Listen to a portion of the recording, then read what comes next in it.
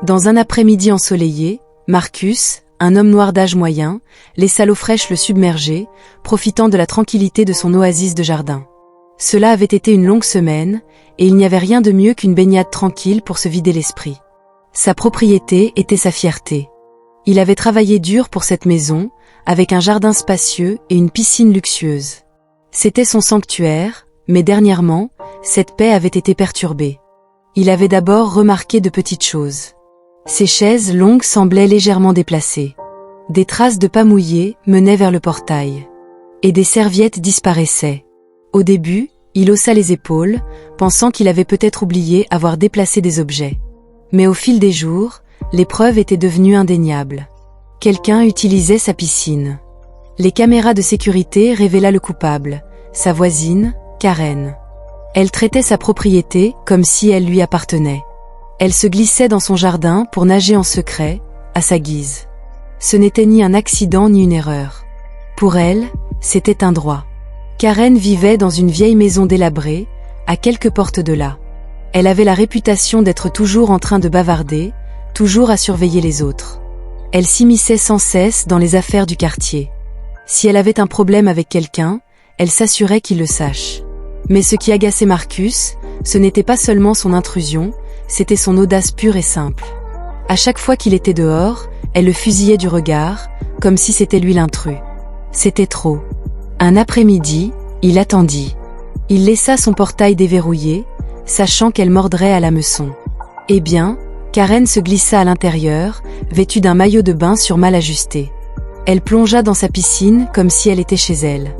Marcus sortit sur la terrasse, les bras croisés, un sourire amusé aux lèvres.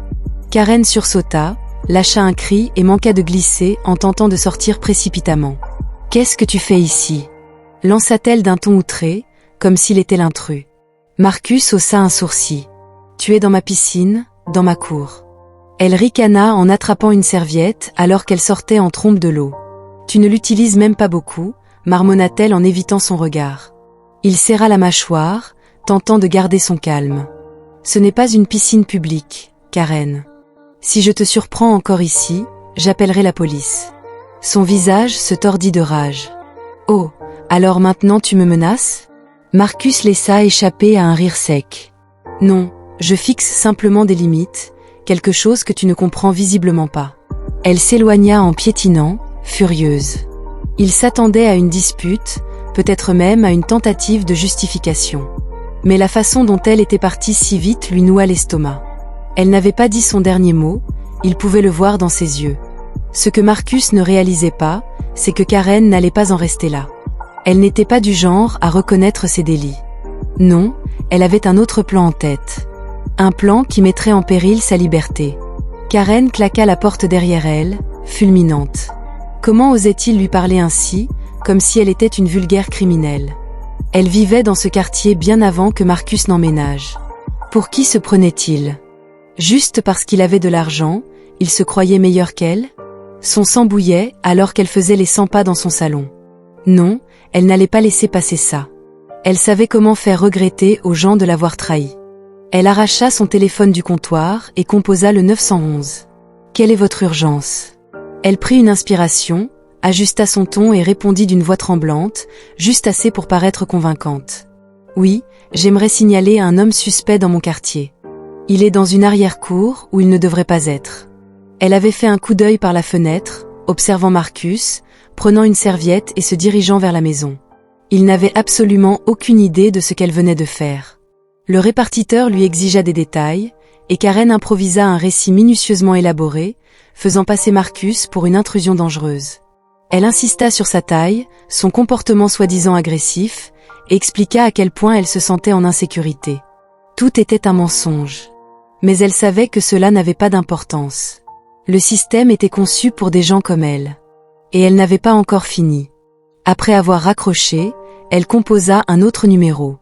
Celui qui s'assurerait que les choses se passaient comme elle le voulait. « Chad, tu dois venir tout de suite », siffla-t-elle dans le téléphone. Son frère, l'officier Chad, avait toujours veillé sur elle en grandissant. Il avait été le muscle de ses manipulations, intimidant des enfants à l'école juste parce qu'elle ne les aimait pas. Maintenant, il avait un badge. Et cette autorité le rendait encore plus dangereux. Ralentis, répondit Chad. Qu'est-ce qui se passe? La voix de Karen avait pris une teinte de détresse feinte. Il y a un homme dans le jardin d'à côté. Il était dans la piscine. Il m'a menacé, Chad. Il a dit que si j'appelais les flics, Elle laissa échapper à un reniflement dramatique. Je ne me sens pas en sécurité. Un silence à l'autre bout du fil, puis une expiration brusque. Je m'en occupe. Quelques minutes plus tard, Chad démarra en trombe, son partenaire, l'officier Daniels, assis sur le siège passager. Daniels lui jeta un regard interrogateur. « Tu es sûr que c'est une priorité? Ça ressemble à un simple appel pour intrusion. » Chad serra la mâchoire. « C'est plus que ça, je connais ma sœur. Si elle dit qu'elle est en danger, c'est qu'elle l'est. » Daniels fronça les sourcils, mais n'insista pas. Ce n'était pas son rôle de discuter avec un officier supérieur. Lorsqu'ils arrivèrent dans la rue de Karen, le visage de Chad se tordit en un rictus. Il avait déjà pris sa décision. Ce n'était pas un simple appel de routine, il allait donner une leçon à ce type. Il s'était assuré que Marcus savait exactement qui était en charge. Le crissement des pneus annonça leur arrivée. Chad gara la voiture et se dirigea vers l'arrière-cour de Marcus, sa principale déjà posée sur son étui. L'officier Daniels l'avait suivi à quelques pas derrière, observant son partenaire avec une pointade de malaise. L'urgence dans la réaction de Chad ne correspondait pas à ce qui était censé être un simple appel pour intrusion. Karen se tenait près de la clôture, les bras croisés, un sourire suffisant plaqué sur son visage. Elle ne prit même pas la peine de cacher sa satisfaction. Chad pointa Marcus du doigt, qui était toujours en train de se sécher avec une serviette. « Monsieur, j'ai besoin que vous quittiez la propriété immédiatement. » Marcus haussa un sourcil. « Excusez-moi, ce n'est pas votre maison. Nous avons reçu un appel concernant une intrusion. Vous correspondez à la description. » Marcus laissa échapper à un petit rire incrédule. « Oui, je parie que oui. » Il croisa les bras, tenant bon. « C'est ma maison, mon jardin, ma piscine. Je ne vais nulle part. » Daniel s'hésita. La façon dont Marcus s'exprimait n'avait rien de défensif ni de panique. Il était calme, ferme, comme un homme qui savait qu'il n'avait rien à prouver. Daniels avait fait un coup d'œil rapide à la maison. Elle était bien entretenue, personnalisée, et rien chez Marcus ne semblait déplacé. Quelque chose n'allait pas. Mais Chad, lui, ne s'arrêta pas pour poser des questions. Il s'avança, sa voix devenant agressive. « Écoutez, vous deviez partir avant que cela n'empire pour vous. » Derrière eux, Karen gloussa. « Ouais, je vous avais dit qu'il était un problème. » Elle avait ajouté ces mots sur une tonne dégoulinant d'inquiétude feinte. Marcus, lui, ne la regarda même pas. Son attention resta fixée sur Chad. « J'aurais aimé savoir exactement quel crime j'ai commis. » La patience de Chad craqua. « Tu étais en train de pénétrer dans une propriété privée. » Marcus inclina la tête. « Quelle propriété ?» Chad hésita une demi-seconde, mais se reprend vite. C'est Karen qui avait appelé. Elle ne mentirait pas. Oh, ne l'aurait-elle pas fait? Marcus se tourna finalement vers Karen, son expression indéchiffrable. « Tu étais sûr de ça ?» L'officier Daniels se déplaça, mal à l'aise. Chad fonça tête baissée dans cette confrontation, sans prendre le temps de vérifier quoi que ce soit. « Peut-être que nous aurions dû. » « Non, le coupa Chad. Nous n'avons rien besoin de faire, ce type nous faisait perdre notre temps. » Il se retourna vers Marcus, son ton sec. « Je ne te demanderai plus de partir. Pars maintenant, ou je te ferai partir. » Marcus expira lentement, puis se dirigea vers une petite table près du patio. « D'accord, dit-il. Tu voulais des preuves? J'allais t'en donner. » Chad ricana. « Oh, ça aurait dû être bien. » Karen souriait déjà, imaginant l'humiliation que Marcus était sur le point de subir. Mais ni elle ni son frère n'avaient la moindre idée de ce qui allait suivre. Marcus avait pris son temps pour déverrouiller son téléphone avec des gestes délibérés.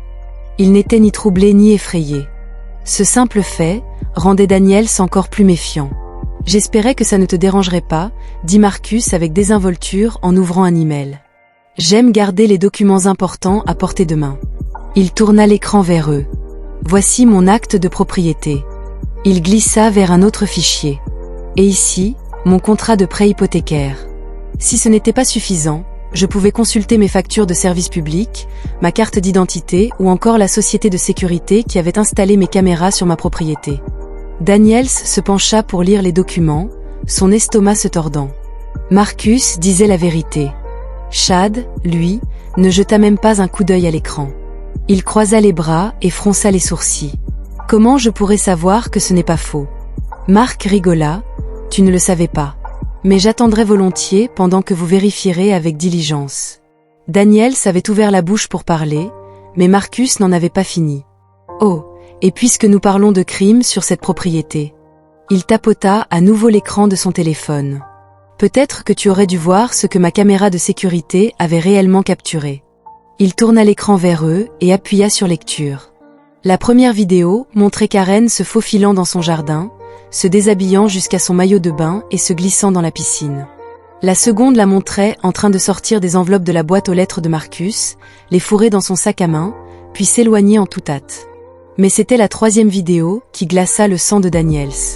Karen se tenait sur le porche de Marcus, donnant un coup de pied dans une petite caisse. Un gémissement terrifiant suivit. La caisse se renversa, révélant un petit chien à l'intérieur. Elle rit en marmonnant quelque chose d'inaudible, puis se retourna et s'éloigna comme si de rien n'était. La suffisance avait disparu instantanément du visage de Karen. Daniels fit un pas en arrière, horrifié. Jésus-Christ. Marcus retourna son téléphone vers lui et inclina la tête vers Karen. Maintenant, rappelle-moi, qui est le criminel ici? Le visage de Karen se tordit de panique. C'était sorti de son contexte, siffla-t-elle. Tu avais édité ces vidéos. Marcus haussa simplement un sourcil. Ah oui?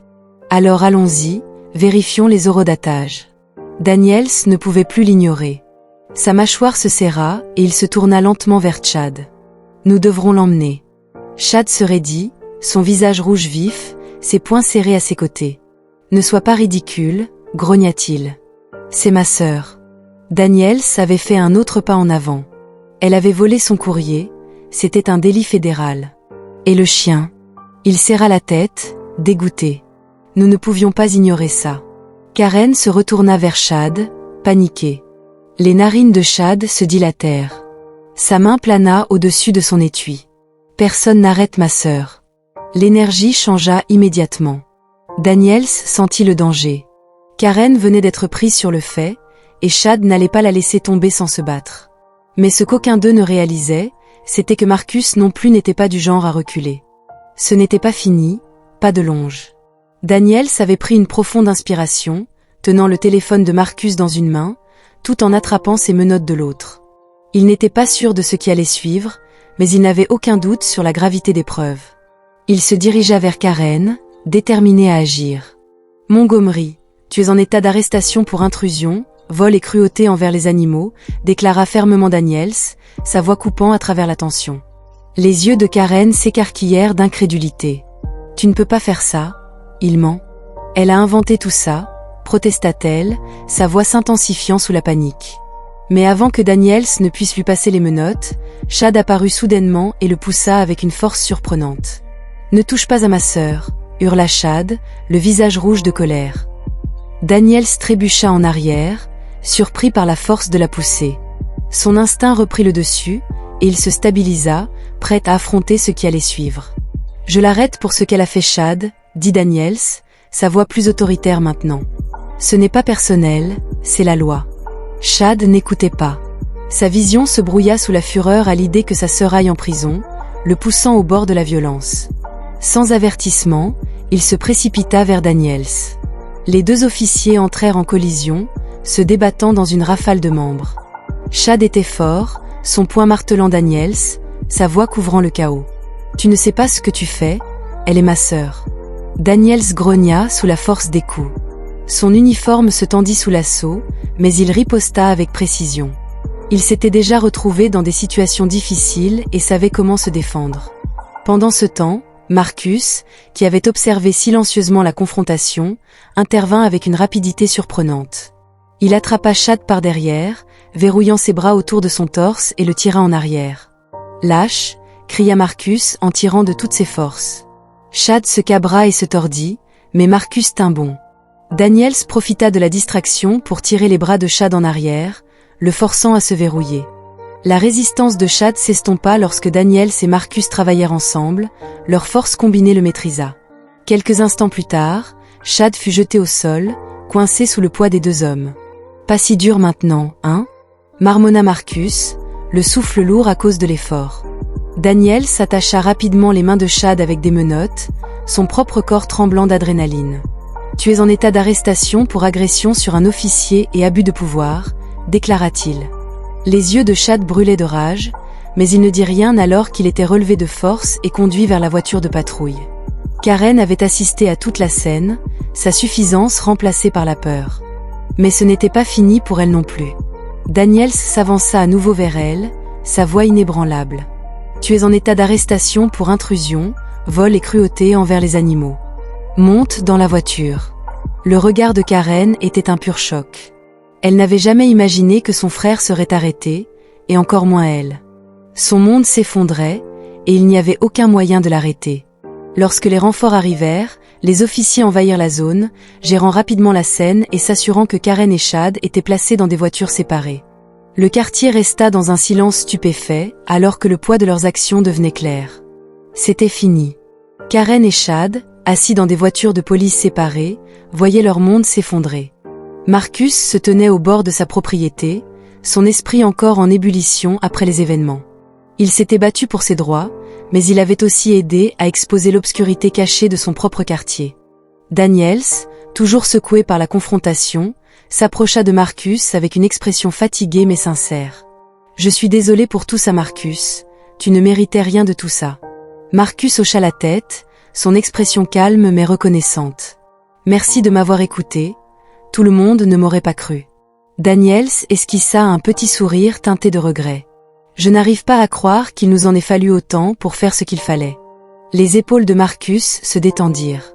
Mieux vaut tard que jamais, je suppose. Alors que les officiers de renfort s'éloignaient avec Karen et Chad en détention, le quartier commença lentement à se réveiller à la vérité. Pendant trop longtemps, Karen avait agi en toute impunité, terrorisant la communauté sans conséquence, utilisant ses liens familiaux pour échapper à la loi. Mais plus maintenant. Dans les jours qui suivirent, la vérité sur les actions de Karen et Chad devint un sujet de discussion parmi les résidents. Ceux qui avaient autrefois fermé les yeux sur son comportement, parlaient maintenant ouvertement de ce qui s'était passé. Sa façade de gentillesse, si soigneusement élaborée au fil des ans, s'écroula en un instant. Marcus, lui, savourait une petite victoire. Il avait été patient tout au long de cette épreuve, et bien que cela lui ait coûté du temps et de l'énergie, il en était sorti vainqueur. Dorénavant, son jardin était paisible. Plus personne ne viendrait troubler ses baignades. Enfin, il pouvait profiter du calme, sachant que justice avait été rendue. Merci d'avoir regardé, et à la prochaine dans une nouvelle histoire émouvante.